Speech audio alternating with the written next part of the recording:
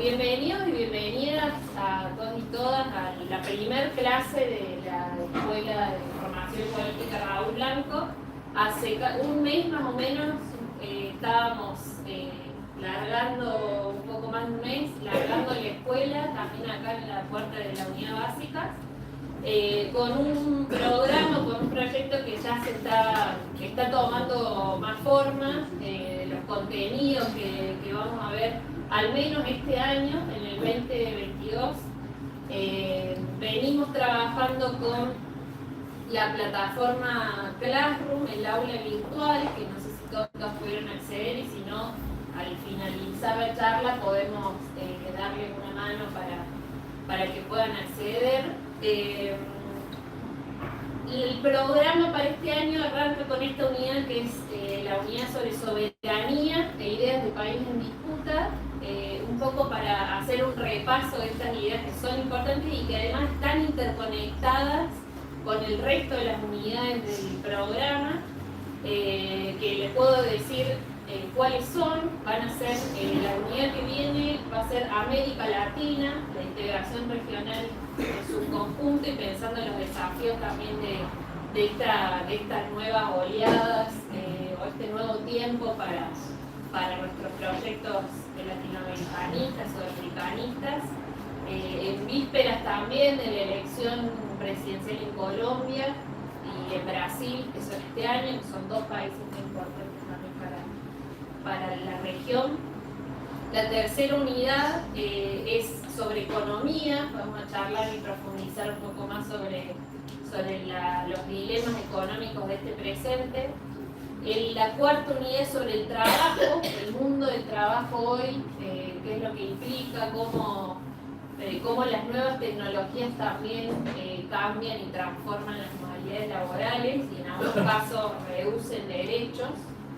Y la última, vamos a trabajar más puntualmente sobre la ciudad de Buenos Aires, sobre los desafíos también que tenemos como militantes, todos y todas, de militar esta ciudad y pensar una ciudad mejor para lo que viene, ¿no? O sea, cómo disputar también ese sentido común que sigue gobernando esta ciudad y que entre otras cosas también tenemos una junta de firmas allá en la mesa de fondo para evitar la construcción de un nuevo espacio verde, como le dicen acá cualquier cantero con algún pasto falso, le dicen el espacio verde, que van a estar queriendo construir en la calle Castro entre Independencia y San Juan.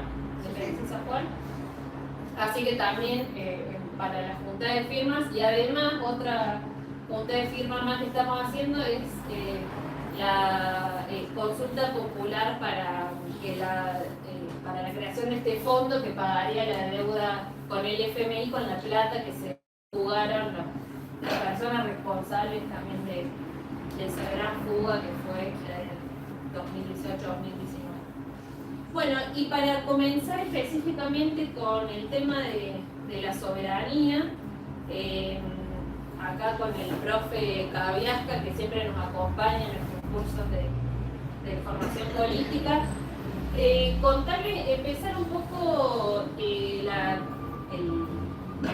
charla, introduciendo algún sentido de soberanía, que fue un poco lo que desarrollamos en el cuadernillo, que le decíamos que dejamos en esta plataforma virtual para que puedan leerlo, si lo pueden descargar mejor, pero si no lo pueden leer de forma virtual también. Y es cómo surge la idea de soberanía y cómo después... ¿Cómo?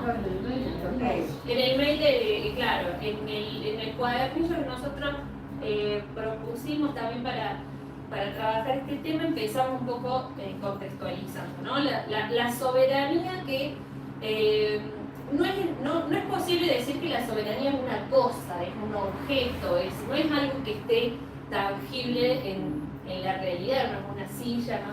Decimos que estas palabras son conceptos, palabras que son horizontes, guías del accionar político, pero que la soberanía de forma declamativa no tendría sentido si no se ejerce puntualmente la soberanía. Los orígenes de este concepto tienen que ver con varios varios siglos atrás, con el traspaso de la caída de las monarquías y el surgimiento de lo que hoy conocemos como el Estado-Nación, los Estados-Nación, como distintas formas de organización política de las sociedades, de los países, de las naciones justamente, en donde si ya las autoridades máximas no dependían de lo divino, es decir, si los reyes antes necesitaban de la legitimidad divina, es decir, yo gobierno sobre ustedes porque a mí me eligió Dios, yo soy el vocero de Dios en la tierra y por eso yo puedo construir los designios de estos imperios, de estos territorios, con esa legitimidad.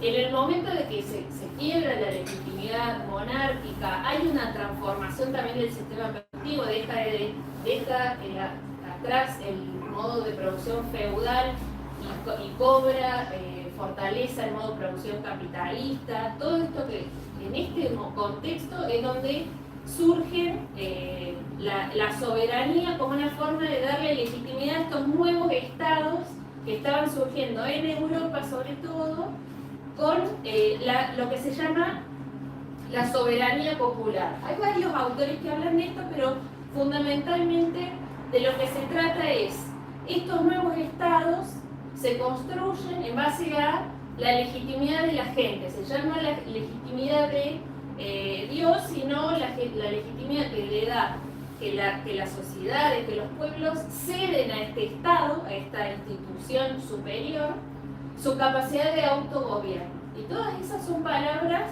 que forman parte de la palabra soberanía. Ahora bien, la soberanía en ese momento, entonces, si parte de la soberanía popular y se traslada al Estado, el Estado no solo gobierna una población, sino que gobierna un territorio. Entonces, la soberanía territorial va a empezar a cobrar más fuerza en esos tiempos porque además se discutían los límites, se discutían cuán amplio era mi territorio, cuán amplia era mi soberanía sobre ese territorio. Eso en el comienzo, decíamos, de los estados nación europeos. ¿Qué va a pasar con el tiempo, digamos? Obviamente los estados en ese momento o las formas monárquicas de esos tiempos impactan en América Latina, en África, con un modo de organización y de dominación que es las colonias, ¿no? En ese momento, entonces, para nuestros países, nuestras poblaciones no estaban conformadas no tenían estados propios, eran los virreinatos, que eran una extensión de los poderes monárquicos en estos casos, o la colonia como la última, digamos, forma de organización que dependía siempre de otros estados. Entonces, cuando se producen las independencias en América Latina, en el siglo XIX y en el siglo XX, en la de África, cuando comienzan las independencias en estas regiones, ahí la soberanía va a adquirir para estos países una concepción más, no solamente la popular, la territorial, sino fundamentalmente la anti-monárquica, anti-imperialista, anti-colonia, es decir, van a referendarse los países de Sudamérica con la soberanía como la no intervención de aquellos que antes habían tenido control sobre esas tierras, ¿no es cierto? Entonces, un poco la historia de la soberanía como concepto va a ir vagando también por distintas regiones del mundo, va a tener sentidos distintos. La soberanía para los países europeos es de carácter ofensivo, es de extensión de territorio, de posibilidad de extender mi espacio vital. En cambio, para América Latina, por ejemplo, y para África, se trata de justamente evitar la intervención de aquellos que en algún momento dominaron y siguen dominando, obviamente, las formas de organizarse de los distintos países y los distintos pueblos. La última etapa, si se quiere, de las ideas de soberanía va a estar dada por de las soberanías continentales o las soberanías relacionadas a las posibilidades que dan las integraciones de políticas de los países, las soberanías regionales. Todo esto es porque el concepto se va complejizando, no va a significar lo mismo de una vez y para siempre en toda su historia. Pero la soberanía, más o menos, entendemos que implica autogobierno, autonomía, sobre todo para los países del sur, significa no intervención. De hecho, para el derecho internacional la soberanía tiene dos aspectos, o dos caras: la autodeterminación de los pueblos y la no intervención, así como la de la integridad territorial. O sea, todas estas ideas van a consolidar una idea de soberanía que tiene que ver con eso, con la no intervención externa y además la posibilidad de dominio de esos países hacia adentro. Decíamos, la soberanía en este momento va a ser multidimensional. ¿Y por qué? Porque van a empezar a adquirir nuevos conceptos. Para poder entender a la soberanía y poder ejercerla, hay que pensar en los distintos aspectos donde ella se puede ejercer efectivamente. No solo en el territorial, decíamos, no solo en la soberanía popular que se expresa, por ejemplo, cada vez que vamos a votar y que mantiene nuestro sistema de esta manera, le seguimos otorgando la legitimidad al Estado para que gobierne por todos nosotros, sino también en otras áreas. Un poco también lo poníamos en el documento. Decíamos, bueno, después te voy a dejar un poco con la soberanía territorial para expresar todas las distintas complejidades que hoy tenemos para discutir la soberanía territorial, como lo es la Antártida, como es el Atlántico Sur, el mar argentino, etc. Pero, por ejemplo, se introduce esta idea de la soberanía económica. ¿Cómo un país consigue soberanía económica? ¿O cuáles son los aspectos que hoy desafían a la capacidad de autogobierno de los países, de autonomía para tomar decisiones sobre la economía? En una economía internacional que está cada vez más interdependiente e intercruzada. Uno de los grandes desafíos, que lo poníamos también en el manual, es la cuestión de las deudas externas. Ese es el gran mecanismo todavía existente de las grandes potencias, sobre todo los grandes organismos financieros internacionales, para obstruir la capacidad de toma de decisión en las políticas económicas de los países. Uno tiene como nos pasa actualmente, una gran deuda con un organismo internacional y para poder saldar esa deuda tiene que acomodar sus políticas económicas, sus proyectos y modelos económicos a esa demanda. Es decir, cuando las deudas externas disminuyen la capacidad de soberanía que tiene un país sobre la economía. Lo pensamos también desde la moneda. La moneda nacional y propia es una forma de tener soberanía, tener la posibilidad de decir, bueno, esta es mi moneda, con esto va a comercializar mi pueblo. Y cuando pasa lo que estamos escuchando ahora, de que piden la dolarización a los gritos, eso es una forma de ceder totalmente la soberanía. ¿A quién? A otro país, que es el que efectivamente imprime los billetes que en este caso serían los dólares. Decíamos la conducción de la política económica y también a través del comercio y las inversiones. ¿Por qué decimos eso también? Entre otras cosas por algo que también va a comentar Guille, que se trata de, por ejemplo, el control territorial de los ríos por donde pasa nuestra producción y exportación hacia el comercio internacional. Si uno no tiene capacidad de saber controlar qué es lo que comerciamos efectivamente, no los números que declaran la empresa, nosotros nos vamos a seguir sin tener capacidad soberana sobre esos aspectos. Y se conecta con otro tipo de soberanía, otra forma, que es la soberanía de los recursos naturales y energéticos, que tiene relación con la soberanía territorial también que tienen los estados, pero particularmente los recursos naturales, porque desde hace mucho tiempo que nuestros países son productores de materia prima y así como nos insertamos en el mercado internacional, esos recursos naturales en algún momento se agotan, digamos, pero sobre todo en algún momento son más codiciados. por ejemplo, con el litio. Hace capaz que 10, 20 años el litio no era tan importante y ahora que nosotros como país somos parte del triángulo de reserva de litio más grande del mundo, que es el de Chile, Argentina, Bolivia, Perú. En esa región se concentra un mineral que va a ser lo más importante para el futuro, sobre todo en términos de tecnología. Bueno, ¿cómo podemos ejercer la soberanía sobre esos recursos naturales? Para que no nos pase como con otras áreas de las minerías, en donde nosotros controlamos una parte y hay una gran parte de esos productos mineros que queda abajo de la simple declaración jurada de las empresas canadienses, norteamericanas, que vienen a explotar esos recursos naturales.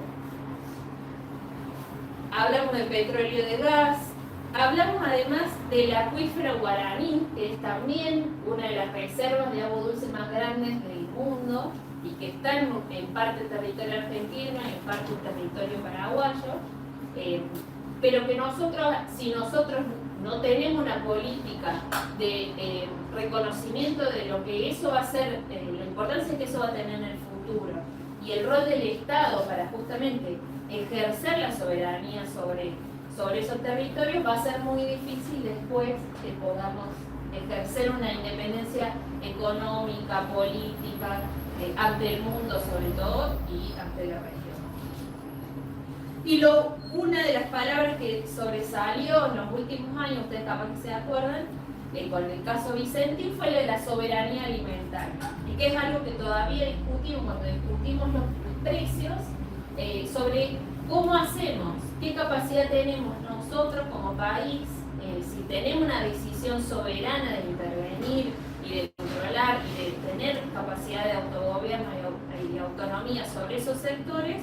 ¿Cómo hacemos para efectivamente controlar los precios, el plato de comida que llega a todos los chicos y chicas que comen en comedores escolares, que cada uno come y a qué tipo de alimentos accede también? Bueno, sobre eso se intentó avanzar y quedó trunco también la posibilidad de avanzar sobre eso en el caso de Vicente. Digo dos cositas más. Pensando en las nuevas formas de entender a la soberanía, considerarla multidimensional, encontramos también la soberanía digital, los nuevos desafíos del siglo XXI que tienen que ver con la posibilidad de ejercer cierto control o capacidad de control sobre esto que es novedoso, o sea, es novedoso, tiene ya más de 30 años, lo que conocemos como Internet, la red de redes, que tiene distintas capas, que por ahí uno no es tan consciente, pero cada una de esas capas es donde puede intervenir o intervienen los estados para regular aquello que se mueve en la red de Internet. Desde la provisión de Internet, es decir, cómo llega el Internet a Argentina, que algunos habrán escuchado una del cable de las Toninas, que viene también es un cable submarino que viene en general de Estados Unidos. La gran mayoría de las proveedoras de Internet vienen de Estados Unidos. Así como ese sector, que es la parte más física del Internet, nosotros podríamos tener una soberanía y pensar de qué otras maneras esas tecnologías se pueden proveer. También tenemos que pensar en la dimensión de la Internet en sí, es decir, de esa red en donde nosotros podemos entrar en el celular, que tiene algunas implicancias para la soberanía en dos cuestiones. Lo que se llama ciberseguridad o cibercrimen, que es también algo que están pensando incluso los organismos, digamos, las autoridades de defensa y seguridad de todo el mundo, están pensando cuáles son los riesgos del cibercrimen, y por ende cómo tener una política de ciberseguridad, sobre todo con los hackeos a las cuentas de los gobiernos y a las bases de datos, y bueno, los ataques terroristas, por ejemplo, como el caso de Estonia, que fue un caso de uno de los países de Europa más digitalizados, que ellos tenían todos los aspectos, los trámites, todo lo que se hacía de ese país, se pagaba, todo se pagaba a través de las plataformas digitales. Y un día tuvieron un apagón, tuvieron un ataque terrorista como país que bloqueó todo el sistema digital que ellos tenían y puso en jaque a este país durante por lo menos 2 días enteros donde no podían acceder a ninguna cuenta oficial y además.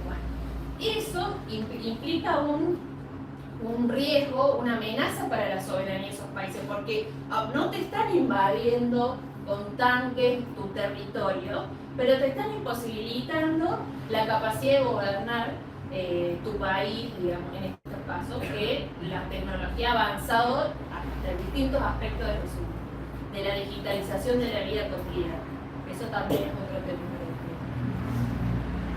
Decíamos, la cuestión de la protección de los datos personales, lo que nosotros ponemos en estos teléfonos, tampoco sabemos a dónde va, digamos, a quién posee esa información, que muchas veces los propietarios son empresas privadas, o sea, Facebook, Google, todas esas son empresas privadas de distintos dueños transnacionales seguramente, que tienen nuestros datos y se los venden a otras empresas que comercian desde colchones, ropa, electrodomésticos a otras más peores. Por eso también es importante pensar la soberanía digital, también abarca cómo hacemos para proteger los datos de nuestros ciudadanos. Y bueno, una forma de hacer también o de ejercer la soberanía digital es poder tener un acceso igualitario a la tecnología, como sucedió en Argentina con el programa Conectar Igualdad, que entre otras cosas tenía un software que es una programación, digamos, propia, nacional, porque que no necesitaba de los software más comunes como son Microsoft, que es el que tenemos todos y todas seguro en nuestras computadoras. En este caso hay formas, digamos, de tener programas que puedan ejecutar y puedan ayudarnos a hacer todas nuestras tareas diarias, pero que no vayan a estas empresas multinacionales que no son obviamente argentinas. Bueno, es un poco para introducir el concepto de soberanía y lo que esto va implicando en las tomas de decisiones o en los espacios donde nosotros estamos viendo hoy, que siempre hay fugas, que siempre hay desafíos y que detrás de cada decisión o toma de conciencia de lo que la soberanía implica en cada una de estas áreas, va a significar una idea de país, va a tener detrás una idea de país, sobre todo que busque la autonomía, la independencia en la toma de decisiones y en la capacidad de ejercer el poder. Hoy, y Cristina hace un tiempo lo decía, la cuestión de qué es lo que pasa con los estados cuando no pueden efectivamente, son elegidos los gobiernos para desarrollar una serie de políticas y después evidentemente no tienen la capacidad, no pueden ejercer esa política por la cual fueron votados. Bueno, eso empieza con el problema, los desafíos que eso tiene hacia la soberanía en los distintos aspectos. Y un poco la idea de charlar hoy es sobre todo pensar los desafíos que tiene la soberanía en el siglo XXI, que tiene en estos momentos nuestro país, porque la otra gran idea de país que tenemos es una idea que podríamos decir totalmente opuesta a la de la soberanía. Quieren más extranjerización de nuestros suelos. Ese proyecto quiere una entrega total de nuestra moneda nacional, como decíamos recién, la dolarización, y en todas y cada una de las decisiones prefieren que las tomen otros, prefieren seguir las órdenes de los grandes potencias, el modelo ideológico occidental, con Estados Unidos a la cabeza, que es un mundo que está dejando de ser cada vez más, está dejando de ese orden mundial a perder su capacidad de influencia, digamos. Así que bueno, Guille, te tiré un par de cosas, algunos puntos, pero me parece que podemos empezar con un tema. Yo te había propuesto que charlemos sobre algo que para nosotros es fundamental, que es la cuestión de la hidrovía, o mal llamada hidrovía del río Paraná y del brazo navegable del Canal Paraná, que es un lugar, un punto de encuentro también donde se encuentra la soberanía económica, territorial, de recursos naturales, un punto ahí que creemos que es el desafío más importante que hoy tiene, que además tiene capacidad de ejercer o no el Estado. Y después obviamente podemos seguir conversando, preguntar, charlar, ya que estamos entre compañeros y compañeras. Bueno, hola, ¿cómo les va? Ya hablé antes, ¿no? Pero algunas personas llegaron después.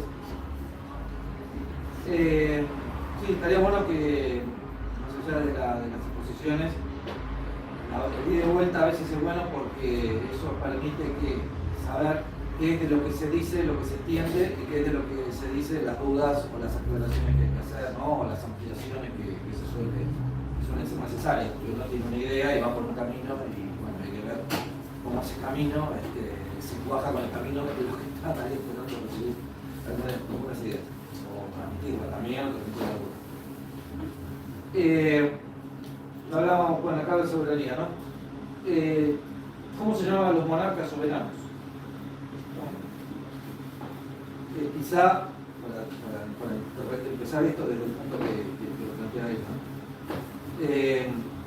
Lo que nosotros tenemos que pensar es que a veces nosotros hablamos con conceptos del presente, conceptos nuestros, sobre cuestiones del pasado, que las personas del pasado, de hace 100, 10, 1000, 2000, 3000 años, desde que existe la que llamamos civilización, no manejaban esos mismos conceptos. Sin embargo, en algunos casos tenían otros tipos de problemas, otros tipos de desarrollo, otro tipo de sociedades, con otras cosmovisiones del mundo, con un conocimiento de su entorno mucho más acotado, lo manejaban con otras categorías que nosotros no son útiles hoy, pero indudablemente hay ciertas categorías que nosotros manejamos hoy, con las cuales analizamos el pasado, que ellos no manejaban, pero que las interpretaban o las definían de otra forma, pero que siguen siendo válidas, ¿no?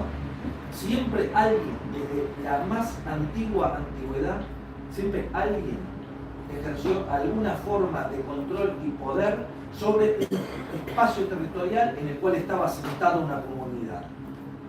Los primeros textos escritos que se conocen, hay anteriores, algunos, el famoso cantar de Gilgamesh, de los sumerios, ¿no? Habla de las murallas de Uruk, ¿no?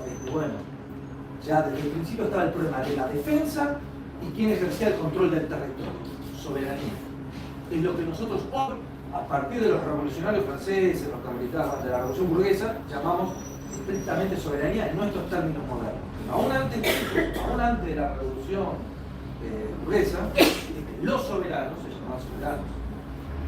¿Por qué? Porque en ellos, como bien explicó ella, a través de Dios, radicaba todo el poder de vida y muerte sobre las personas, ¿no? Porque tampoco mataban indiscriminadamente, ¿no? O sea, había ciertos límites puestos por la cultura, por la religión, por las normas de relación entre siervos y amos, entre amos y siervos. La misma soberanía del monarca estaba fragmentada por los otros señores, ¿no? Eso implicaba el control parcial o absoluto, fragmentado con otros sectores de la sociedad que tenían ciertos límites puestos por la religión o por lo que fue, por el tipo de organización de la época, por el equilibrio de poderes entre fracciones de guerreros y demás, pero implicaba el control sobre la riqueza de los territorios en los cuales esos señores, esos monarcas, esos poderes decían ejercer su autoridad. Esa autoridad la ejercían sobre los ríos, sobre las aguas, sobre las tierras que otorgaban o no a los campesinos, la ejercían sobre el molino de harina, sobre los portajos para el comercio, con los límites que podía tener ese ejercicio del poder en el medioevo europeo, que es el que hablamos nosotros, ¿no? Pero tampoco es tan diferente con los incas. No era un sistema feudal, igual era un sistema más equiparado al egipcio, en todo caso, antiguo, pero también el señor, cuando el inca llegaba, decía: yo soy Dios, todo es mío, soberanía.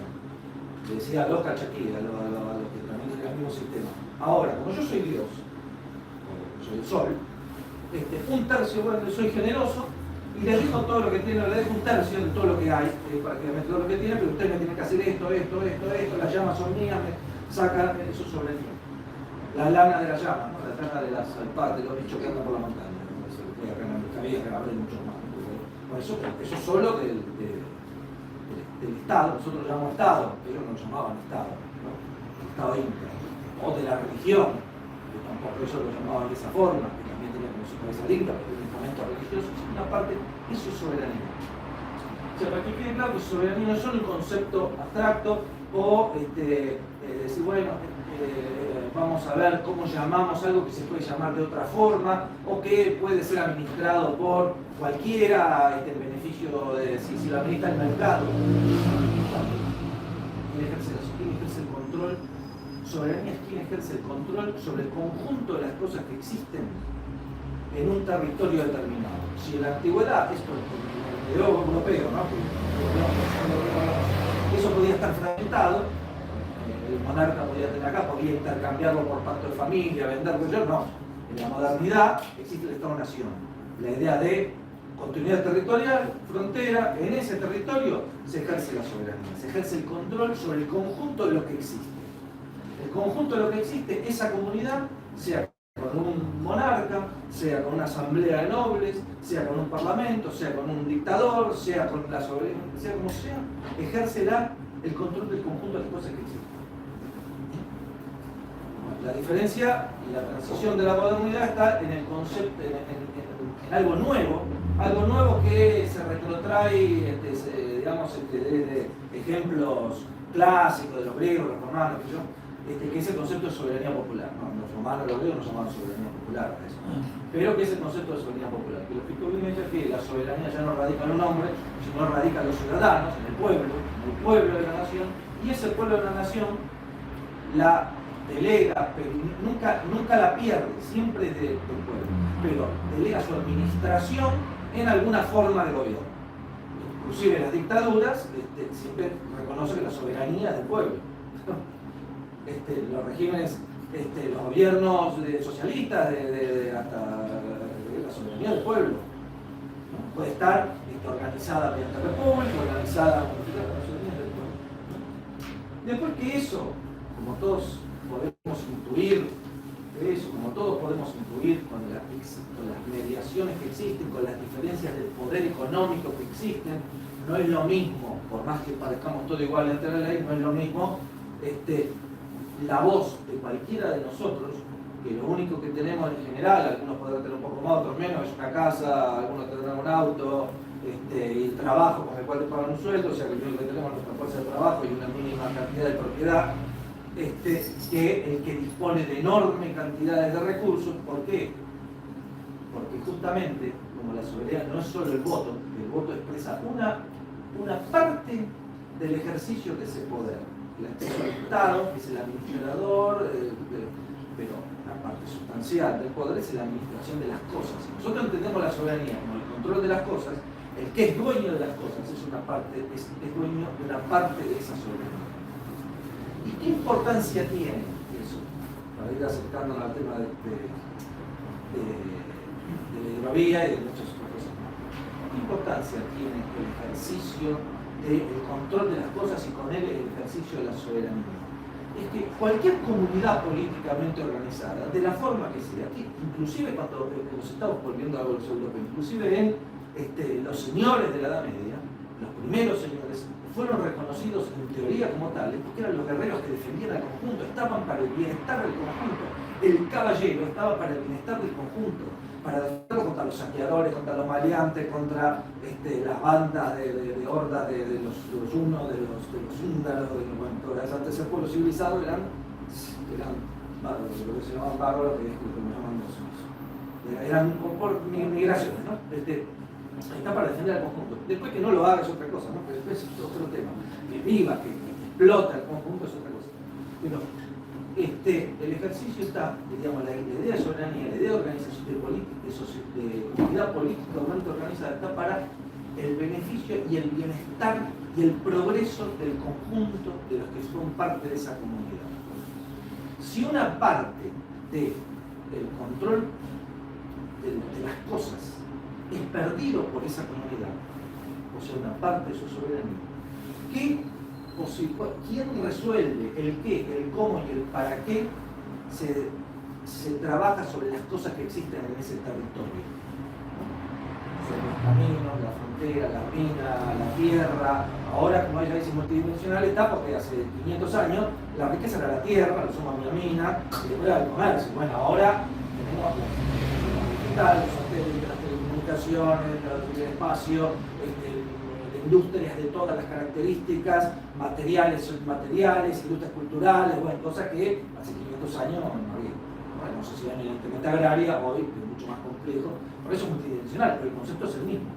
El que ejerce el control de eso ejerce una parte de soberanía y por lo tanto es el que decide en última instancia, cómo, por qué y para qué se utiliza, cómo, por qué y para qué se produce, y entonces por lo tanto es el que define el bienestar colectivo de esa comunidad. ¿Para bien o para mal?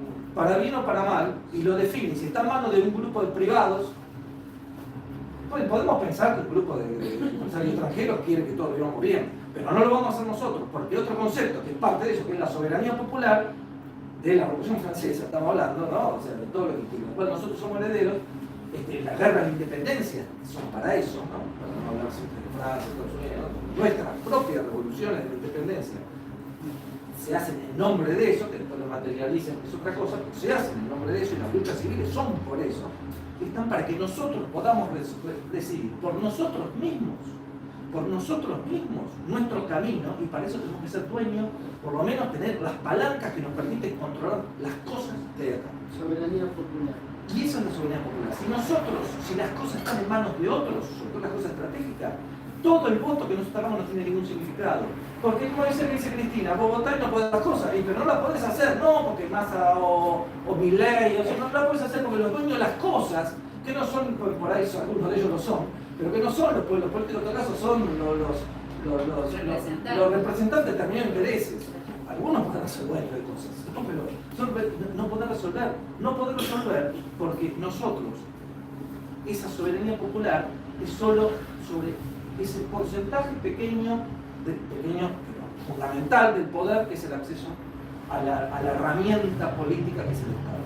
Pero si vos perdiste el control sobre el resto de las cosas, ¿qué vas a hacer? No vas a poder resolver el comercio, no vas a poder resolver las finanzas, no vas a poder resolver qué producís, cómo se consume, para qué se consume. Sí. Pero eso depende fundamentalmente de la política. Cuando vos tenés una política, eso depende fundamentalmente de una decisión política. Se vota, el ciudadano vota, elige.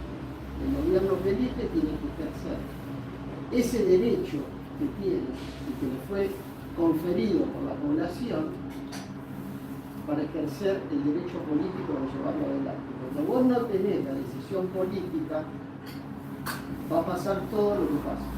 Nosotros venimos de un camino, o sea, para hacer una comunidad básica, sí podemos hablar tranquilamente en todos lados, ¿no? Porque eso es esencial.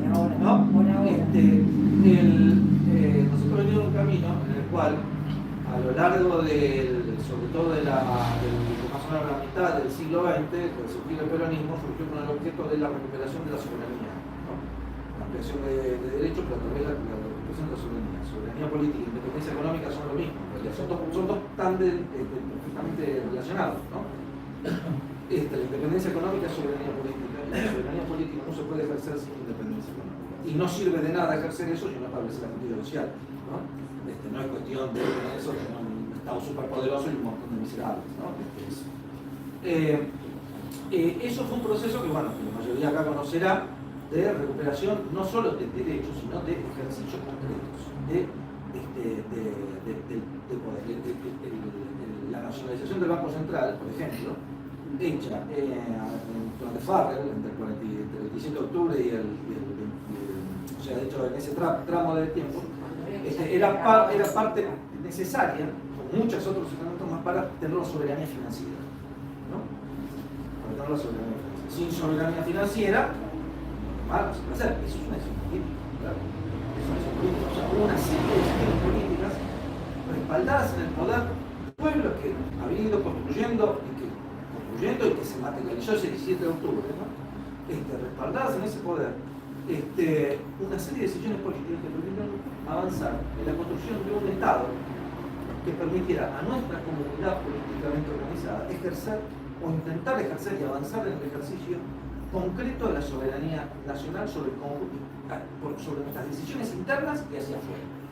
Todo esto tiene su límite, obviamente, ¿no? Porque hay un juego de Estado, está nuestra política, hay intereses, ¿no? Que juegan adentro y afuera, pero el tema es que esos intereses no sean tan fuertes, tengan más volumen que el tuyo propio, que el de tu comunidad propia. O sea, si puedes negociar determinadas cosas, pero tu comunidad propia, tu Estado, tu fuerza política como nación, como colectivo, tiene que ser más fuerte que los intereses, por lo menos dentro de tu país, tiene que ser más fuerte. Eso no es así ahora, por eso no se puede resolver. Ahora bien, después hemos vivido, desde ese momento, pero yo creo que principalmente desde el golpe del 76 con la ley de entidad financiera y desde el menemismo en una forma muy grande. Hay momentos en los cuales son claves que hay que mencionar y señalar, como fue ahora con Macri, ¿no? Hemos vivido momentos de pérdida brutal de esas herramientas. El comienzo fue con Martínez Díaz. El comienzo fue con Martínez Díaz.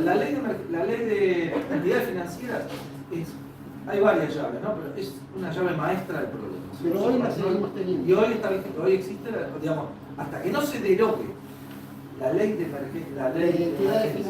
entidades financieras, siempre se van a poder hacer modificaciones positivas, pero no se va a cambiar la naturaleza estructural del modelo que se empezó a instaurar con Martínez Díaz. Eso es lo que tenemos. Y la soberanía será una bandera, será la expresión de deseo de nuestro ser nacional, del hombre que está solo y espera, que habrá las Calabrini en los 40, y que empezó a ver que se encontraba a sí mismo ese 17 de octubre. Bueno, hay que el hombre de la Argentina, el ser humano, el hombre y la mujer, ¿no? Hombre genérico, ¿no? Que ahora Calabrini tiene que volverse a encontrar, porque digamos, hoy está solo y espera, ¿no? Volver a encontrar ese camino para poder salir adelante y materializarse como nación, recuperar, ser la comunidad nacional y no estar, no ser más chicos en nuestro territorio. Los argentinos somos menos que los intereses que no nos permiten. Y ahí entramos al tema que acá nos preguntaba la compañera, que es el de Hidrovía. Bueno, uno de los controles, que yo vuelvo a decir, como decía el compañero Tetamante, Hidrovía Sociedad Anónima. No, estamos hablando del Paraná, estamos hablando de la cuenca del Plata, ¿no? Estamos hablando de la cuenca del Plata y del Paraná. La empresa Hidrovía Sociedad Anónima, ¿no? Hay mucho más que eso. Hidrovía Sociedad Anónima es una empresa, después están los puertos, está la flota, no hay más flota argentina, ¿no? Está las aceiteras, ¿no? Y acá el compañero decía las decisiones políticas. ¿Y por qué estamos hablando de la hidrovía, o sea, la cuenca del Plata, del Paraná, y no estamos hablando o se habló en estos años, porque ahora se está dejando de hablar de la hidrovía porque es otra batalla perdida. Digamos, los pueblos nunca pierden definitivamente sus batallas porque los pueblos son eternos, ¿no? O sea, siempre estamos, y van a estar nuestros hijos, y estarán nuestros nietos, y las necesidades de las aspiraciones y la idea de conseguir un bienestar, de organizarse, de mejorar, de poder explotar mejor nuestros recursos, organizarnos mejor para nosotros mismos, siempre va a estar. Ahora bien, hay batallas tácticas que se pierden y que tienen implicancias estratégicas. Y una de ellas han sido dos, ¿no? Una ha sido la de Vicente, ha sido más, ¿no? Pero vamos a hablar de las dos que están relacionadas y decir unas cuantas, ¿no? Pero vamos. Son el tema de Vicentín y el tema de la hidrovía, que son dos batallas importantes. ¿Por qué? Porque tienen que ver, son una parte de el principal recurso argentino de exportación, el principal recurso argentino integrado al mercado mundial a partir de decisiones, en este caso del neoliberalismo planificado. O sea, cuando uno analiza qué le pasa a la Argentina desde los 90, qué le pasa al pueblo argentino en los 90, qué pasa en cada rama de la producción de los 90, va a encontrar que hay ramas que desaparecen, que desaparecen literalmente. Hay ramas que no desaparecen en términos contables, pero que en términos de volumen productivo sí, porque esos empresarios lo que hacen es valorizar financieramente su cosa, está visitada acá ya. perdón, ¿puedo hacerle lo que vos decís? Cuando Cristina habló el viernes y nombró el artículo 4 de la Constitución, hay entre la Constitución de Albert y la del 53, ¿no? Y la del 94, pero fundamentalmente con la del 94. Hay una palabrita que no se puso en la del 94, que es aduanas. Que toda la importación e exportación pasa por aduanas. Y aduanas es el recurso, justamente por eso tiene que ver la famosa hidrovía, mal llamada hidrovía, ¿no? Vía troncal navegable, Claro, vía así es. navegable troncal del Así río es. Paraná. ¿Por qué? Porque ahí es donde deberían ejercerse las aduanas. Ahí deberían estar todas las aduanas. Y no están las aduanas ahí. Ese es el problema serio que tenemos. El otro tema respecto a lo que vos decías es que tenemos que luchar como pueblo y como Estado contra 6 países que son los dueños de los puertos. 6 países, entre ellos China. No, eso. Sí, claro, bueno, si nosotros éramos un país dependiente, algunos lo llaman colonia, en realidad dependiente, principalmente de Inglaterra, hay intereses franceses, intereses de otros, ¿no? Pero principalmente Inglaterra, el actual grado de, digamos, el tipo de desarrollo del capitalismo actual, si bien durante la hegemonía norteamericana, post caída del muro de Berlín, de la guerra de Irak, caída del muro de Berlín y demás, ha hecho que la presencia, la dependencia sea múltiple, ¿no? ¿Por qué? Porque las nuevas, digamos, la constitución del capitalismo hasta una determinada etapa dividía al mundo en zonas de influencia y en algunos casos en colonias muy estrictas, de una potencia a la otra. Ahora, la llamada globalización, que no es otra cosa que un desarrollo del mismo sistema, ¿no? Con nuevas tecnologías, con mayor concentración de capital, con mayor fluidez y deslocalización de la producción, de una empresa con mejores comunicaciones, más rápida, que yo poder producir una cosita en Malasia, tener la patente en Alemania y la otra la traes en otro lado con mucha más facilidad, más rapidez. Hace que el nuevo sistema tenga más complejidad o más variabilidad de los capitales, de origen de los capitales que están instalados dentro de tu estructura económica, que constituyen tu estructura económica. Sí, los ferrocarriles eran británicos, en alguna parte francesa, ¿no? Británicos, los puertos eran británicos, las que procesan carne, frigoríficos, eran ingleses, británicos y norteamericanos. No, ahí ya hay competencia, ¿no? Había algún interés italiano, había algunos intereses alemanes, en algunos momentos más, pero los alemanes les tocó perder cada vez que quisieron ser los primeros, les tocó perder. Intereses holandeses, en fin, qué sé yo, pero básicamente eran eso. Hoy vamos a notar que las mismas empresas son de múltiples capitales, que fluctúan, que igualmente los capitales ingleses en Argentina tienen un peso muy importante, los capitales del Commonwealth tienen un peso muy importante. China es una potencia en ascenso que tiene una lógica distinta, no digo mejor ni peor, ¿no? Pero distinta en el mismo desarrollo de su estructura económica, por lo tanto, muchas empresas que en otros lados son privadas, ahí son del Estado o están fuertemente controladas por el Estado para que no se vende y se compra cualquier capital. Costco no va a ser porque el dueño se le ocurra, va a pasar a ser inglesa. No, los chinos no. Además tienen la acción de oro. Tienen la acción de oro. Claro, bueno. Porque, bueno, ahí puede ser un modelo para, no digo para evitar porque nosotros somos diferentes, ¿no? Pero ahí vos tenés que ver eso, están viendo cómo van a ir creciendo. Y entramos en el tema de la Costa del Plata, cuya historia es muy larga. El río Paraná, el virreinato del Río de la Plata, se crea para esta disputa. ¿Quién controla el acceso a América por el río de la Plata, el río Paraná, el río Uruguay y el río Paraguay? ¿No? Para eso se crea en una disputa con el Imperio Brasil, que ya en esa época era el Imperio Brasil, el Imperio Portugués, que ya era una semicolonia británica, España no lo era porque había un país atrasado, un imperialismo, un imperio, que ya Inglaterra ya pasaba a ser imperialismo, ¿no?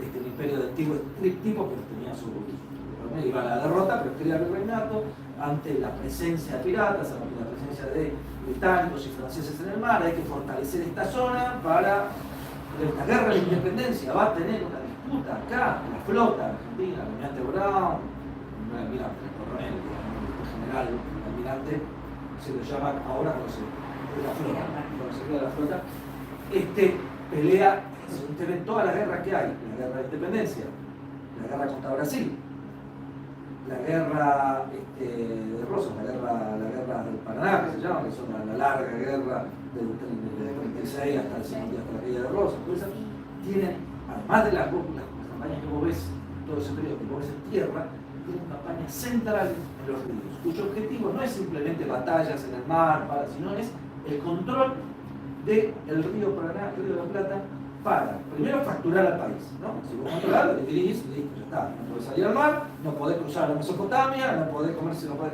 Segundo, para que vos no puedas mover tu logística y hidrovías oceánicas. Que vos no puedas controlar tu logística, que la controle otro, la pelea por la logística. Y tercero, para poder entrar libremente y sacar libremente los productos que el extranjero de afuera quieran meter sin pasar o negociando directamente sin pasar por el control del Estado Nacional. Bueno, es mucho más complejo porque nuestro Estado Nacional estaba en formación en esas épocas. Y había contradicciones internas y el enemigo juega con las contradicciones internas como juega hoy. Porque si nosotros vemos el mismo día que en un acto en Santa Fe, no, el mismo día en que se planteó la posible estatización de Vicentín, fue el gobernador de Santa Fe y a la hora salió diciendo que no, que iba a hacer otra cosa. Eso son contradicciones internas, no es solo que dice, ojo, hay intereses directos, por ahí yo no sé cuánta plata le pueden poner al gobernador personalmente, pero yo creo que hay intereses que se juega con la... Y eso es la Constitución del 94. La Constitución del 94 crea, si antes tiende a crear economías de enclave, si antes hablábamos de no sé si yo pero en la época de que Estados Unidos se expandió por su Mare Nostrum, que es el Caribe, se hablaba de Banana Republic. ¿Qué era una Banana Republic? Una Banana Republic es una economía de enclave, donde una gran empresa bananera en ese caso, pero podía ser otra, ¿no? Podía ser minera, cafetera, ¿no? Una gran empresa, la banana de fruta, se instala y tiene el poder que el Estado. Bueno, eso no puede pasar en Argentina. No puede pasar en Argentina, es muy grande. Uno ve Argentina tiene un PBI de 500.000 millones de dólares, ni Elon Musk, ni ninguno tiene ese PBI, ¿no? Igualmente es controlada Argentina por muchos mecanismos, pero es más indirecta. En cambio, pero sí puedes establecer provincias provincias. Claro, puedes establecer provincias que sí dependen tremendamente de algo que por ahí el Estado Nacional lo vendería libremente como lo ha hecho, pero el Estado Nacional es el Estado Nacional. Vos tomás el poder del Estado Nacional y podés decir, bueno, como con decisión política y con voluntad de lucha, podés decir, vamos a ir para otro lado, porque Argentina es un país, no nos creemos que Argentina es un país débil, ni un país pequeño. Argentina podría ser una potencia media, podría estar a nivel de, qué sé yo, de Turquía, de Irak, de Brasil, digamos, Brasil también, pero Brasil la potencia que es y de golpes. Sí. Nosotros somos un país muy rico como país, somos un país no medio, de medio para arriba. No, riqueza de medio para arriba. Pero, y con recursos que no lo tienen muy pocos países en el mundo, con una población miserable, donde se concentra casi el 90% del PBI se concentra en los grandes grupos monopólicos. Bueno, una política, digamos, si uno ve, ahora no lo tengo, pero de las 500 grandes empresas o de los 300 grandes grupos económicos, ¿no? De las 500 grandes empresas que están en Argentina, producen en Argentina, el 70% aproximadamente de su capital es extranjero. Eso no es soberanía, eso no podés ejercer la soberanía, porque si tenés el poder político y los tipos te dicen que tenés que avanzar, y eso se relaciona con la logística, se relaciona con el sistema financiero, se relaciona con la incapacidad. Por ejemplo, ¿no? Hidrovía, vamos al tema del Río Paraná.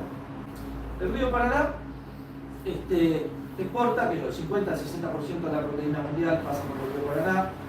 El río Paraná, complejos aceiteros del río Paraná y las exportaciones del río Paraná son más grandes que las de Estados Unidos, donde se fija el precio.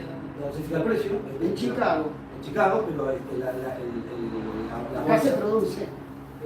¿Cómo se llama? El Nueva Orleans y la cuenca del Mississippi, Missouri, ¿no? Que hace todo un arco con ferrocarriles, llega hasta el puerto de Seattle, entra por el río ahí, después pasa por la Rocallosas, llega al Missouri, pasa por el Mississippi, todo tiene su hidrovía, ¿no? Que la draga y la controla el ejército, la Guardia Nacional o el ejército, ¿no? Claro, porque es. No porque los tipos sean militaristas necesariamente, sino porque es el más capacitado en términos de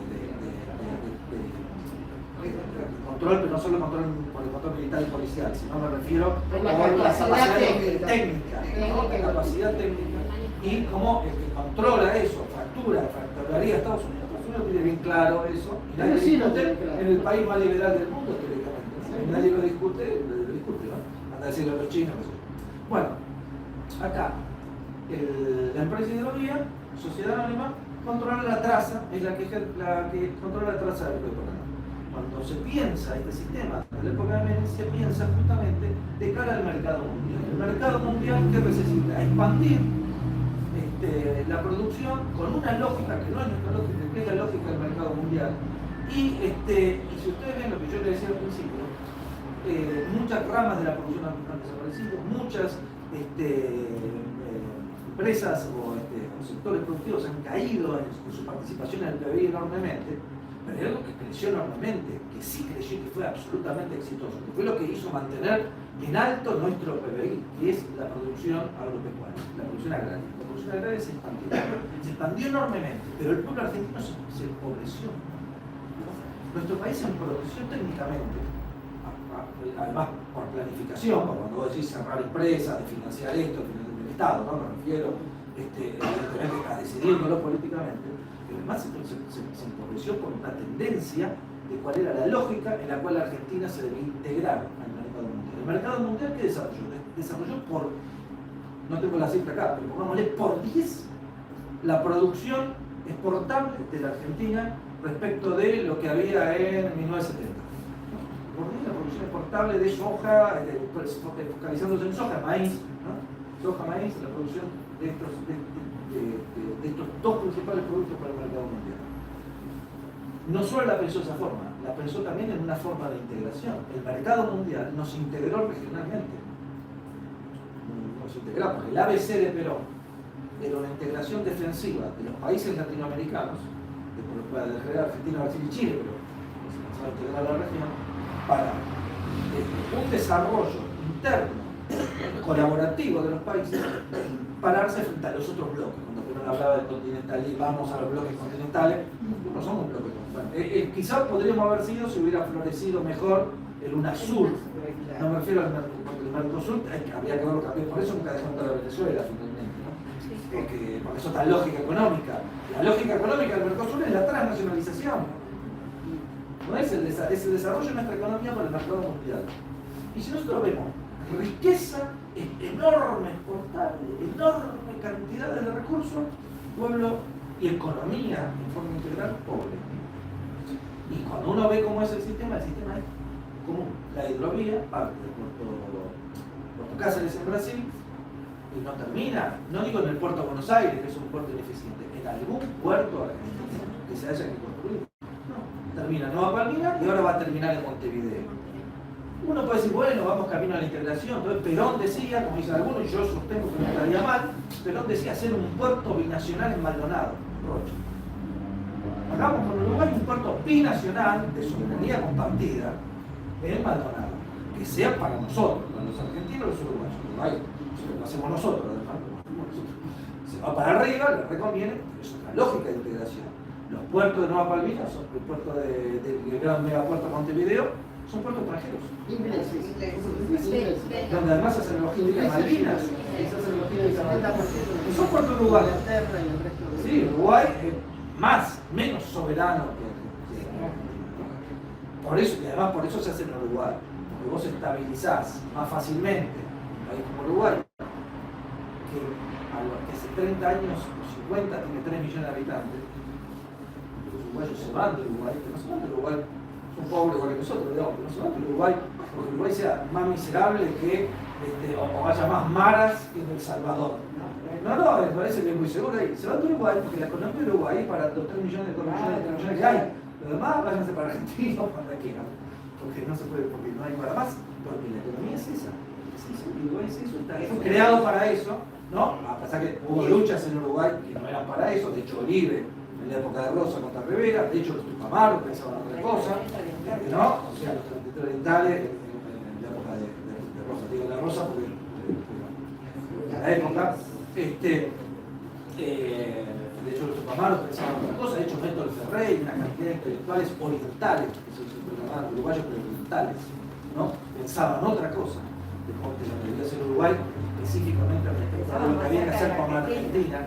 Que Argentina debía hacer otra cosa también, ¿no? No es que hoy los uruguayos vengan a la provincia y sí, una provincia, fíjate que es otra cosa. No se puede pensar una unidad con la Argentina que soy. ¿No? Hay que construir un proyecto regional, un proyecto regional. Entonces la hidrovía está trazada así. Está trazada así porque si uno ve la lógica del mercado mundial es súper eficiente.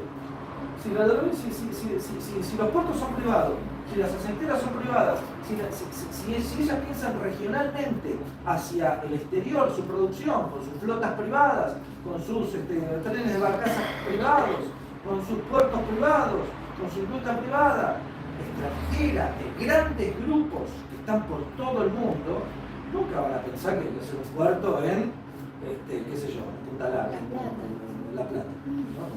Nunca van a pensar porque eso es ineficiente.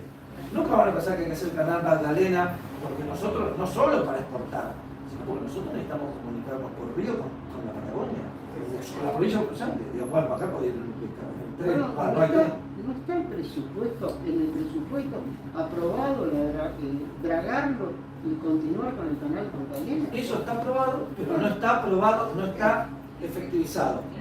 Ahora, no sé cuáles son las últimas novedades. Las últimas novedades eran que estaba en comisión, digamos, como decía Perón, estaba en comisión, que no se avanzó nada, que lo que se avanzó sí, se avanzó en que se puso la boya, lo cual la boya que señala que se había sacado en la época de Macri, ¿no? Cuando estuvo Tetamanti se hicieron un par de medidas, y medidas de reserva de cargas, fomentar una disposición que fomentaba que la producción se llevara en buques o en barcazas construidas localmente para activar los astilleros. Nosotros no nos creamos que durante la época que no se hicieron los astilleros, después se siguieron haciendo, pero cuando las cosas se abandonan 20 o 30 años, no es que tenemos la misma capacidad productiva ahora para hacer un barco. Hoy tenés, hay que hacerlo. En los 3 astilleros de la provincia de Buenos Aires podés construir hasta los barcos petroleros más grandes. Podés construirlo y tenés una industria privada que podría complementar el uso central. Para eso tenés que tener un proyecto. La decisión política. La decisión política, el presupuesto, la decisión política tiene que ir acompañada, cualquier decisión política tiene que ir acompañada de los millones de pesos y dólares, pesos si son locales y dólares si es para cosas internacionales necesarias para hacer eso. Si vos tomás una decisión y no le pones al lado efectivo los 100 millones necesarios, esa decisión es para la pantalla. O así no frenada, porque por ahí no fue para la pantalla. Yo creo que hay decisiones que no son para la pantalla. Hay decisiones que después el enemigo, para decir, los intereses de los grandes grupos que tienen nombre y apellido, que son los que cotizan a la Bolsa Rosario, que son nacionales en su mayoría, que son el complejo aceitero, que son la cámara siderúrgica. No nos olvidemos que la cámara siderúrgica, si bien tiene la hegemonía de Roja, no son exactamente los mismos intereses, pero las cámaras siderúrgicas. Techín, ¿cuándo surge con poder? Empieza a surgir con el proceso, digamos, Martínez II era el gerente de Asindar, pasó ahí a hacer los tubos sin costura, pero el salto lo pegó el proceso, el salto lo pegó cuando se le entregó Somisa. Claro. Cuando se cerró Altos Hornos Zapla y se entregó Somisa, cuando el Estado dejó. Bueno, entonces ahí tenemos ese conjunto. La nena del Sogaray la desguazó y después se la regaló. Pero ¿puedo hacer una pregunta? Sí, sí. Bueno, pasemos a la pregunta. Si quieren, sí. Porque viste que no se crece la oportunidad en el momento, como si Perón en el momento que él pudo nacionalizar, que pudo tener la visión, que Néstor tuvo toda esa audacia. Los dos conflictos, no digo del mapa que me rompió la cabeza porque es mortal, pero tanto el Río Paraná como la ley de entidades financieras, ¿qué pasó en los 12 años? No había posibilidades de ninguna de esas dos cosas tocarlas, porque esos conflictos ya estaban. Yo creo que. ¿Qué pasa con cosas tan grosas que el pueblo por ahí pide una nube de pedo, pero el presidente sabe que está esa ley? ¿Cómo no se tocó? A ver, yo de la ley de entidades financieras no te podría decir por qué no se tocó, porque yo creo que se debió haber tocado, que es fundamental, que es absolutamente necesario, y que no haberla hecho por las razones que hayan sido fue un error grave. Hubo momentos propicios para hacerlo, eso fue un error grave. De hecho, el diputado del PC, Heller, varias veces y hubo un montón de consecuencias. Hoy Heller tiene un proyecto de ley dentro del Congreso que está cajoneado. No por él, obviamente. Nos tiramos tanta mierda las pocas decisiones o malas decisiones que toma Alberto. Las decisiones de Alberto son malas. Todos cometieron algunas decisiones malas. Lo que pasa es que vos podés encontrar decisiones malas durante el gobierno kirchnerista, podés encontrar y operarlas seguramente, pero también podés encontrar decisiones buenas. Sí, bueno, allá no hay muchas, y si hay decisiones buenas son sobre cuestiones muy puntuales, sectoriales. Digo, hubo una decisión soberana, mientras estaba escuchando, digo, hubo una decisión soberana en este gobierno que fue la SUSE. Se cagó en todo y compró la vacuna. Sí, pero aún el tema de la vacuna, cuando acá estuvo una investigadora de la Universidad de San Martín, amiga de Cristina Kirchner, descubrió la vacuna. Eso hay que contarle a la gente que está dijo, termina acá, hay que poner eso. Se decidió no poner plata en producir la vacuna argentina, ni siquiera lateralmente, y comprar las vacunas comprar la que viniera de primera. Fue una decisión de salud necesaria hecha en el momento. A mí me parece muy bien, pero no se aportó al desarrollo de. Y la otra pregunta que decías, que me parece importante. Yo creo que ahí hay dos cuestiones, y por eso quizás yo no soy fanático de esa persona tampoco, porque hay mucho que me gustó mucho, amigo mío y todo, podría venir a hablar dividido de eso y autocriticarse ampliamente, según yo sé, de muchas cosas que se debieron haber hecho no se hicieron. Se queja mucho de las empresas de electricidad. Que no se hicieron, pero el gobierno kirchnerista decidió que dos cosas no se iban a tocar y se iban a desarrollar de la misma forma. Uno era las pelotas que van relacionadas con el tema del Paraná, y la firma de debido a la extensión de los beneficios de las concesiones de NUN y demás. Es el tema de la guita que te da la zona. El miedo no sé si miedo, decir los recursos que Argentina puede obtener cobrándole un impuesto a la exportación al modelo tal cual está. El modelo, o sea, Argentina no organiza su modelo agrario. La parte alimentaria la organizan las grandes empresas, estas extranjeras, nosotros cobramos y liquida la plata. Está el tema de las peleas se dan por lo que está en torno al modelo. El modelo sojero lo hacen los extranjeros y las peleas se dan en torno a ese modelo, o sea, que se liquide. No digo que yo creo que lo importante es el modelo, ¿no? Pero digo porque es importante también. O el tema de la 125, de cobrar más acá, cobrar más allá. Eso es una decisión. El tema financiero no te lo puedo decir porque me parece que se debería haber hecho. Creo que hay otras cosas que yo no conozco. Lo que sí sé es que la continuidad del modelo no tocarlo fue una decisión. Eso sí. De hecho, yo fui a Venezuela varias veces y en Venezuela los argentinos, te vi, los tres yo, iban a vender el modelo. Claro. Yo he hablado con Divino, bueno, otros compañeros han hablado mucho más, porque estos presos con él, digamos. Y dice, no, tuvimos ahí eso debimos haberlo tocado, porque ahora estamos así por no haberlo tocado. Vos Ernesto tenías una Sí. pregunta y después... Quería preguntarte si ha variado algo con respecto al cobro que hace el pueblo de Palmira con respecto a los honorarios que le cobran por pasar por ahí. ¿Eso se llama derechos de importación, de exportación? ¿O cómo se llama ese? No. Lo que Palmira es Uruguay. Sí, sí, lo vi. Nosotros no tenemos nada que ver, o sea, nosotros a lo que circula no cobramos nada.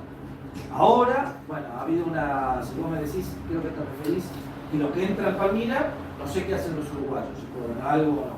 Eso yo no lo sé, yo creo que no cobran nada. Pero bueno, eso es otro país, ¿no?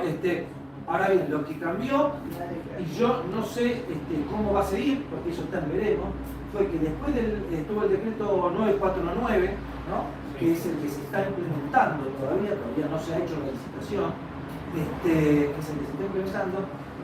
Hubo una serie de plazos para hacer la licitación. Esa serie de plazos era muy corta, porque había una serie de estudios. De hecho, los documentos de la Bolsa de Rosario decían que eran muy cortos. No es que decían, no, hay que tomarse más tiempo porque hay que hacer una serie de precisiones para mejorar el sistema tal cual está. Eso está en los estudios presentados por la Bolsa de Rosario, que son un calco de los fundamentos del decreto.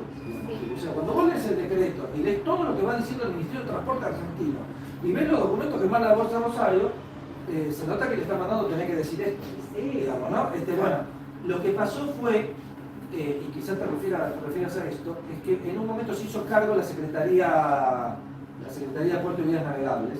Actualmente está a cargo de el gerenciamiento de lo que es, no sé si control, el gerenciamiento de lo que es las tareas que hacía Jean Benun, o sea, las tareas que que sigue haciendo, ¿no? La empresa, el dragado y el alisamiento hoy lo está controlando, lo está gerenciando Puerto y Vías Navegables. Lo sigue haciendo la misma empresa, lo sigue haciendo Jean Benun. Lo tiene subcontratada. O sea, la tiene subcontratada. Lo está haciendo claramente, el decreto que le dio a Vías Navegables dice que esto es hasta que se efectivice la licitación y el Estado se va a volver a retirar. Hay discusiones, y espero que hay que ver si se materializan o no, discusiones que cuentan con una importante oposición, ¿no? Discusiones sobre que el Estado tiene que cobrar él mismo y después pagarle a la empresa, ¿no? Con que, bueno, eso sería algo que está bien, digamos, ¿no? El Estado se tendría que hacer. Porque hasta ahora el Estado tiene que hacer, el Estado tiene que hacerse cargo del dragado del balizamiento. Completamente que eso es, o sea, anular la cosa, hacerse cargo del dragado del balizamiento, contratar lo que tenga que contratar hasta que las dragas argentinas que existen, y hasta que una empresa de dragado se ponga en práctica y empiece a hacerlo por sí misma. Y eso al Estado le va a dar $300 millones o menos si quiere cobrar menos, o más si quiere cobrar más que lo que gana la empresa. Eso es lo que tiene que hacer. Yo digo lo que está haciendo actualmente el nuestro Estado, que no está haciendo eso. O sea, no está fomentando el crecimiento de una empresa de dragado, ni está construyendo nuevas dragas, ni está contratando dragas, ni está poniendo en funcionamiento la que está. Está haciendo que la misma empresa que estaba haga lo mismo y está discutiendo la posibilidad de que el Estado cobre y después le pague a la empresa. O sea, que la licitación se haga, pero el Estado cobre, ¿por qué? Porque además de todo, la empresa choreaba, la empresa choreaba. Eso aumentaba, teníamos el peaje más alto que en Estados Unidos. Vos y después Susana. Claro. Y acotar solamente sobre el canal Magdalena, que si bien sí, en esos años de Cristo y Cristina no se modificó esta estructura, digamos, de privatización de la vía troncal navegable, se extendió la concesión. La diferencia con ahora es que esa extensión todavía se podía hacer y además, como también dijo Guillermo, había muchas otras cosas de decisiones soberanas de las que sí se estaba avanzando. Entonces, a veces es una cuestión de decir, bueno, si yo puedo hacer 7 cosas y capaz 3 las tengo que dejar. Entonces, un poco de eso, de la relación de posibilidades, pero ahora en este momento ya no se puede seguir extendiendo esa concesión, sino que llegó el momento en el que sí o sí se tiene que llamar a una nueva licitación o retomar la administración por parte del Estado como sociedad del Estado, que se había anunciado, pero luego se retrotrajo. Sí. Pero el proyecto que sí hizo en ese momento el gobierno de Cristina fue el del Canal Magdalena. Es un proyecto estudiado, elaborado, toda la cuestión técnica y además todo lo que se tuvo que hacer para que Uruguay tuviera también, porque tiene que ver, el Río de la Plata tiene una administración compartida, o sea, confluye con Uruguay, entonces toda la cuestión regional legislativa, de leyes en común que hay por la administración del Río de la Plata, había ciertas cosas que podían obstaculizar la realización de ese canal Magdalena, pero con todo eso se pudo acordar con Uruguay y está todo servido para hacer ese canal. Bueno, ahí intervinieron los ecologistas boicoteándolo. No es que yo estoy en contra de la ecología, pero salieron los ecologistas. No, pero se hizo la audiencia pública, que era como la última instancia que faltaba para que ese canal se pueda hacer, la aprobación de la audiencia pública, y eso también se hizo hace un año aproximadamente. Eso también ya está aprobado. Y estaba el presupuesto. Y el presupuesto lo que sufrió últimamente es el recorte de que fue del año pasado cuando hubo este tema de ¿Quieren saber qué se hizo durante el gobierno de Cristina? Sí. No, termina, por favor. No, y lo último que quizá sea un poquito esperanzador, yo espero que se designó en ese ente de control y administración que se creó, que bueno, para mí también está mal administrativamente porque es un ente que es de gestión y control, que son dos actividades que administrativamente tienen que ir separadas, o se controla o se gestiona y administra, bueno. Entonces, pero como este tema tiene esos cuestionamientos que se hacen, son totalmente legítimos porque se podría avanzar hacia una decisión soberana y estratégica mucho más favorable que seguir privatizando y volver a licitar ese canal, esa vía navegable fundamental, pero el tema es que actualmente se cobra el peaje, la AGP está cobrando el peaje y da muy buenos resultados económicamente, pero como dijo Guillermo, sigue vigente el decreto 949, que es el que dispone la licitación, y esa es una licitación por peaje, o sea, esa ya es la figura por la que está llamado, emitido ese decreto para la licitación. Entonces ya está diciendo que ese peaje lo va a cobrar que sea otorgada la licitación. El decreto está marcado, dos leyes. Una de la manía, más allá no podría tener otro destino, pero está marcado la ley de la misma ley del 93, la ley que es una ley específica para el tema de lo que es la privatización del río Paraná. Ustedes preguntaban qué se hizo bueno, entre el 2012 y el 2015, que fue la gestión de Tramanti ahí en la Secretaría del Puerto de Vías Navegables. Bueno, se hizo la habilitación del canal Magdalena, se estableció la disposición 584, por la cual se resolvía la necesidad de poner operativo un canal que permitiera el acceso a los puertos argentinos, por los ríos por el sudeste, o sea, por aguas argentinas. Se hizo el proyecto de decreto de promoción y financiamiento de la Marina Mercante e Industria Naval, el proyecto de decreto de la creación de la Empresa Nacional de Dragado, el cambio de la traza del canal, de los canales que permitía que el canal Magdalena sea habilitado.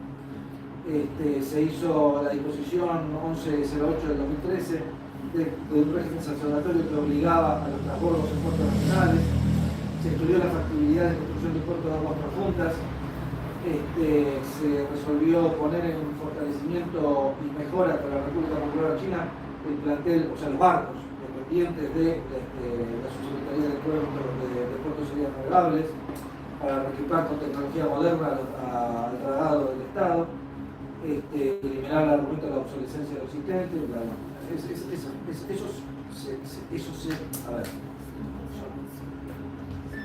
demuestra un avance, digamos, Intento de adelanto.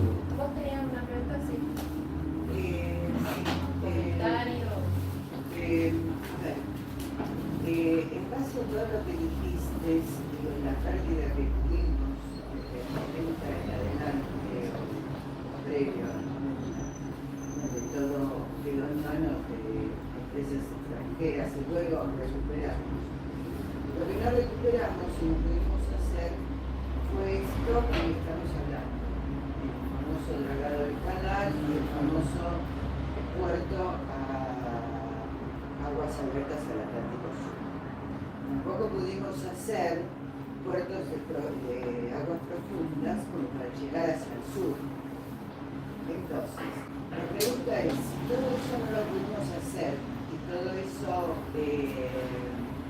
está relacionado con que todo lo que se exporta el Estado no controla en ningún momento, no tiene ni balanza de peso, ni control de lo que se factura ni se exporta, ni una declaración jurada de qué producto se exporta, y además se paga para el peaje y salida de los barcos por Uruguay, que es un paraíso fiscal, concretamente.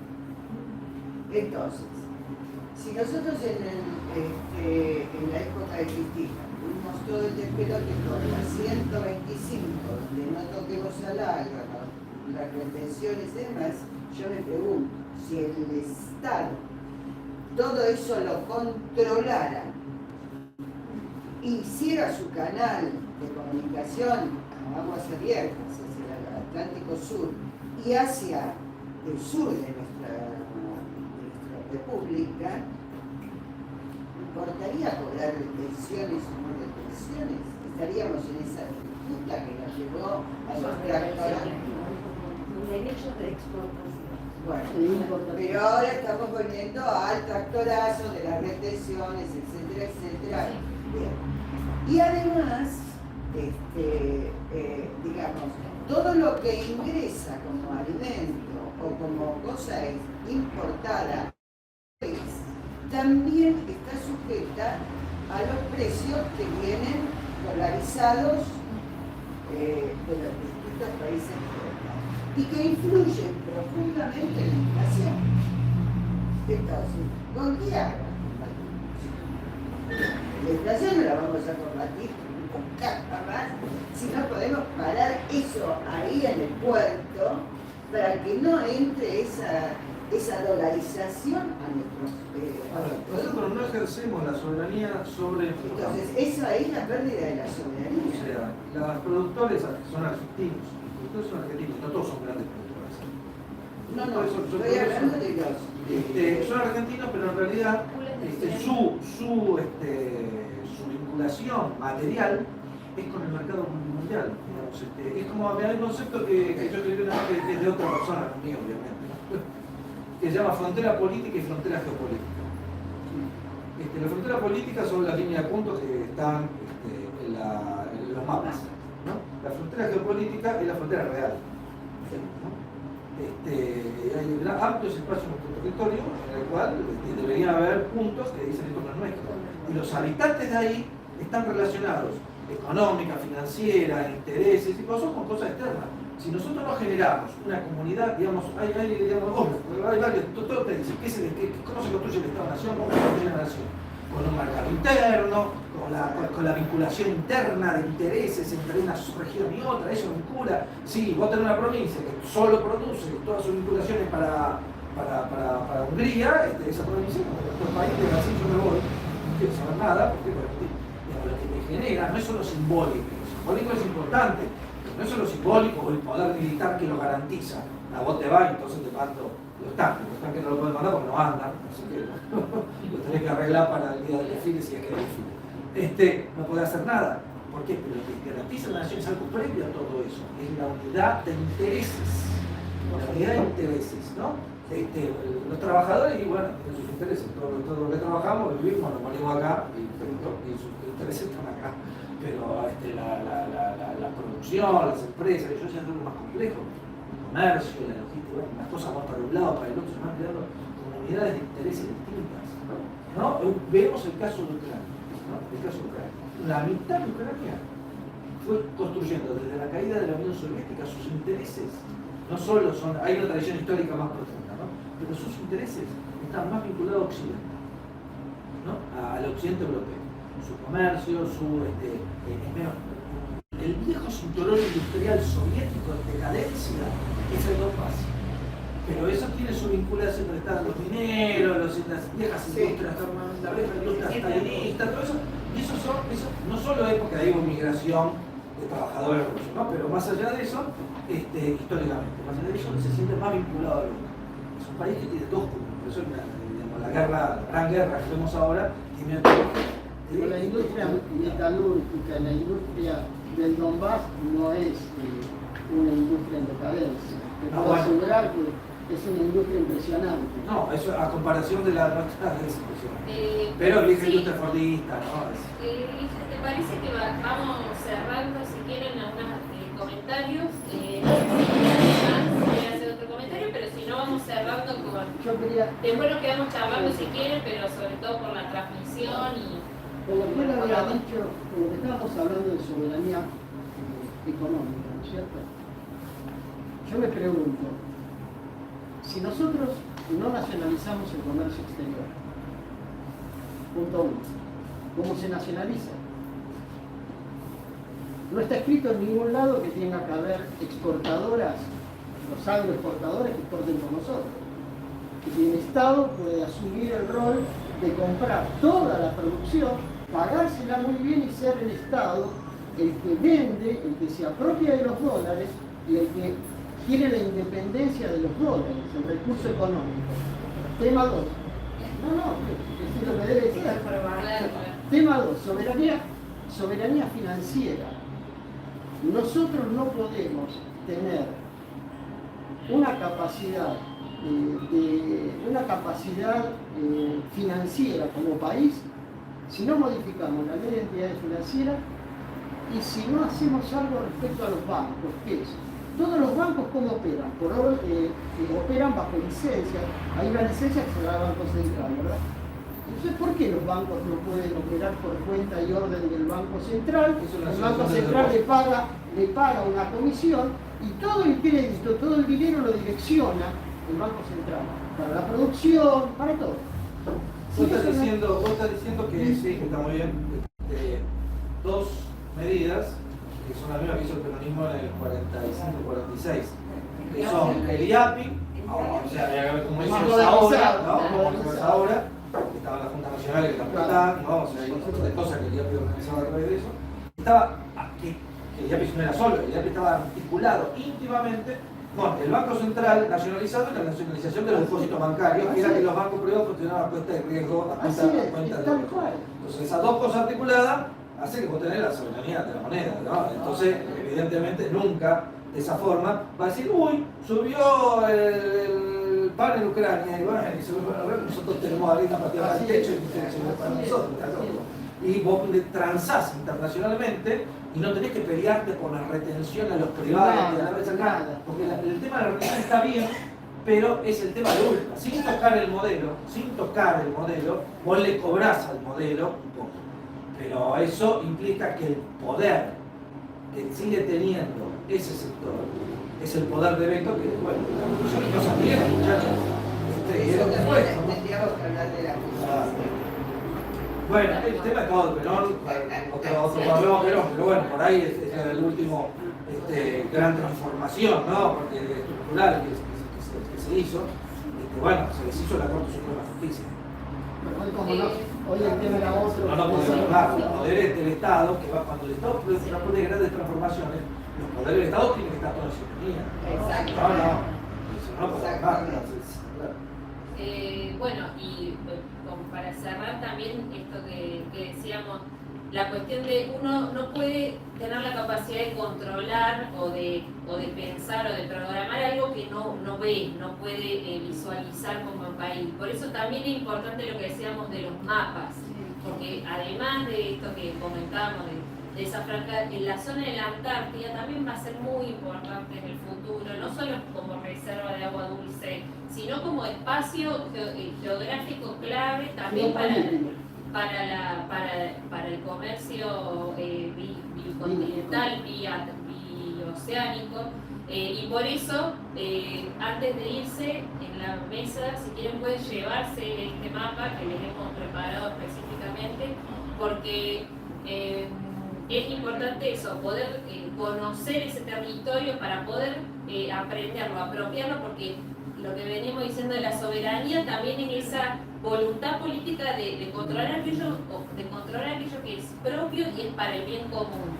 Entonces, bueno, un poco esta era la idea que tratábamos de proponer en este primer encuentro, que como siempre va a estar conectado con lo que sí hubo otros proyectos integracionistas que buscaron la soberanía regional, como UNASUR, incluso desde el Consejo de Defensa Sudamericano, que también fue una perspectiva de territorio más común, de la amenaza. La amenaza no es solamente para un país, por ejemplo, tener una base de la OTAN en Islas Malvinas no es un problema solamente para Argentina, es un problema para todos los países que quieran tener independencia o soberanía en el Atlántico Sur, sobre todo el Cono Sur. Así que bueno, muchísimas gracias a todos. Bases inglesas.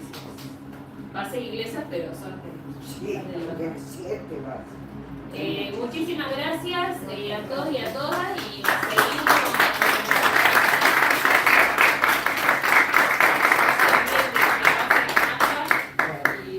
Cierra la transmisión. Cierra la transmisión.